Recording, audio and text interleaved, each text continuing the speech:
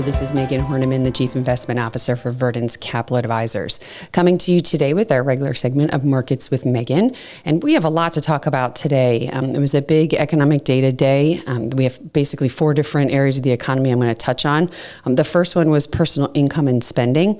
This data for October came in pretty much as expected. Both rose at a very modest pace. So that kept the personal savings rate a little bit higher. It ticked up just by 1/10 for the month, but just keep in mind personal savings is still very low. It's been below the 20-year average now for quite some time. The 20-year average is about a 5.9% personal savings rate, and we're now sitting about 3.8%. So again, consumers are getting squeezed here by higher prices, the slowing economy. This is being reflected in both income and spending.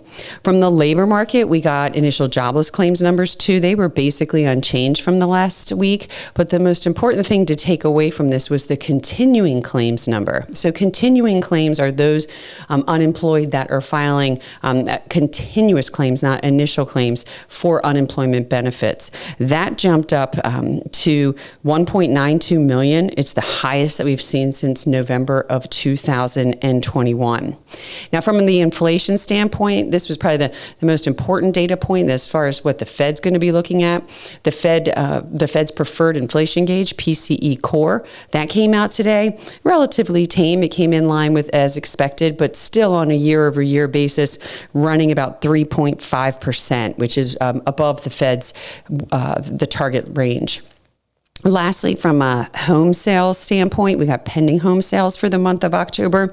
They fell again, and unfortunately, the pending home sale index is now at the lowest level that it's been on record. All of these indicators are some of the first economic data points we've gotten for the fourth quarter, or the month of October. We know we had a pretty solid third quarter with 5.2% GDP growth.